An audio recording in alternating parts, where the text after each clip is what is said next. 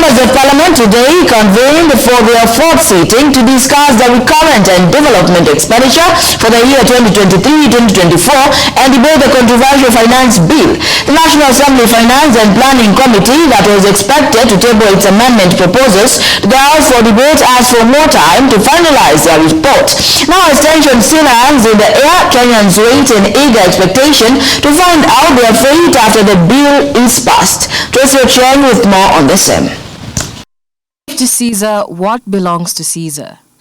All eyes were on the National Assembly today as a finance bill with its proposed amendments was set to be tabled, and as the country anticipates for the verdict, Kenyans on Twitter launched an online campaign called Which Kenyans that lament the impending economic crashdown after the finance bill is passed. On 18th January 2021, former President Uhuru Kenyatta shocked the country when he insinuated that the country was losing 2 billion Kenyan shillings a day to graft. That meant that Kenyans lost approximately 730 billion shillings a year, equivalent to the current debt repayment rate that is at 775.2 billion Kenyan shillings. The war on graft is obtrusively in the face of all Kenyan people yet again as a perpetrator of the violence of poverty in the country. Over the past 4 weeks, the rhetoric around the country was that the government needed money to run the country, which stands as a fact. Another irrefutable fact is that corruption is still etched in the Kenyan culture. Will Kenyans see the value of the hard-earned tax they pay to the government this time?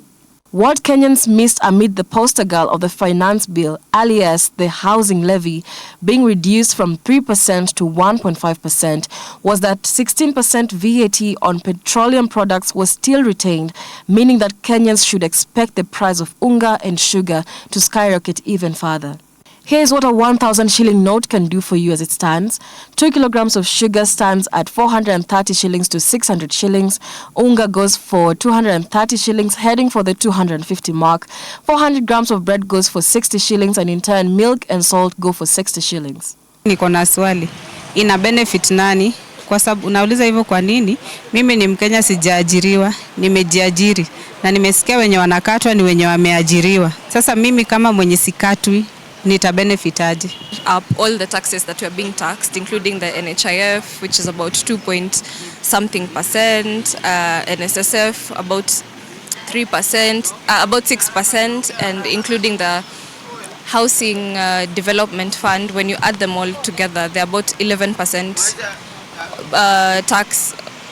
We are being charged about 11% of our salary. I don't think there's any developed country that has had the livelihoods of their citizens improved as a result of heavy taxation. Because the moment you start taxing heavily, even investors will run away. The passing of several allocations at the National Assembly has hinted at the likely possibility of the finance bill being passed. And as we wait for the verdict, the big question is, how prepared are you for the tough economic times ahead?